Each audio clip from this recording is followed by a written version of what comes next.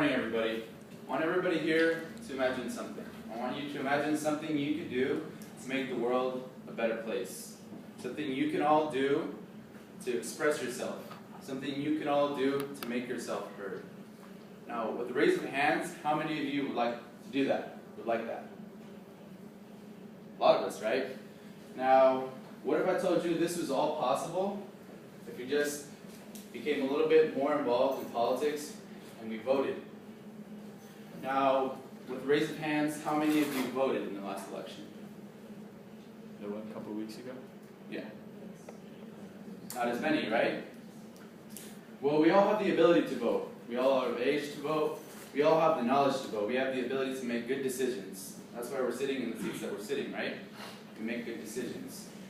Well, think about voting as a steering wheel for the country. And not voting as having your eyes while you're at the steering wheel. And having other people voting as telling you what to do. Now, is that picture safe? Having you driving a car with your eyes closed and having someone else tell you what to do? No, right? Well, why do we do that? In the United States, students and youth are not represented well in voting and in politics. We need to start not taking that for granted, and we need to start voting. Today I'm going to be talking about some of the problems with not voting. I'm going to be talking about what we've forgotten about what voting really is, and I'm also going to be talking about how voting can benefit all of us.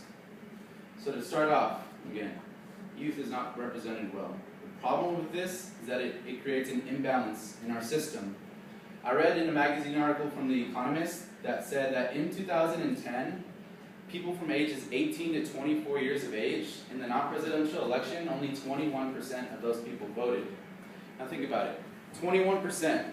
So out of 1, 2, 3, 4, and 5, not you, not you, not you, not you, only one person voted. Now, to kind of give you a visual of that, this is from the United States Census Bureau, that in 1964, 50% of 18 to 24-year-olds voted. And in 2012, that dropped down to 12%. Only 38% voted in the presidential election. So again, this creates an imbalance.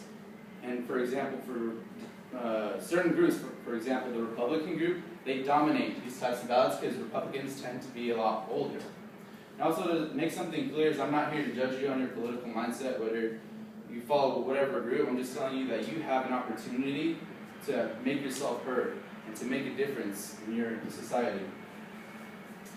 To continue on to that, another problem with not voting is that sometimes we complain. We complain about certain things in the world, and we're not doing anything about it. So, for example, one of the big cases right now, of course, is the Ferguson case, which is a problem that worries us with the justice system and racial discrimination.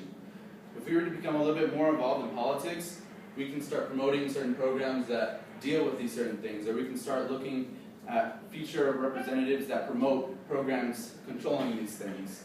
And not only this, I'm sure everybody in this classroom has some sort of worry.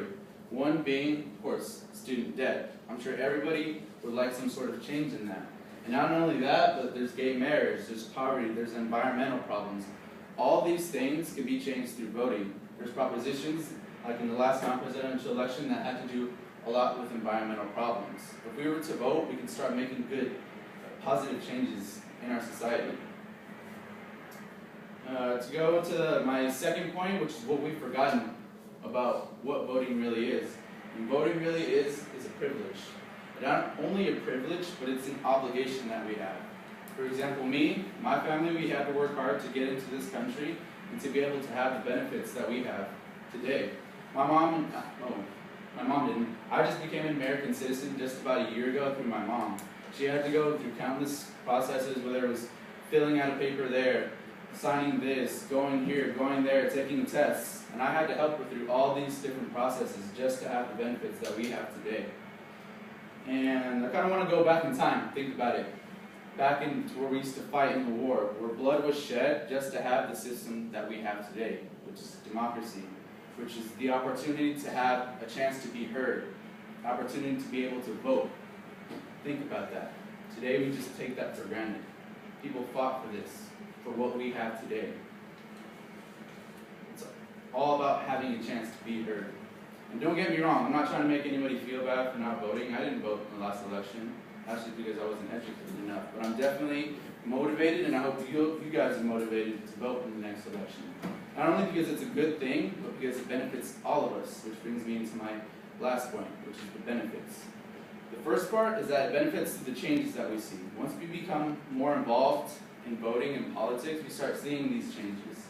And for example, if I vote for something, and that something passes, and it creates positive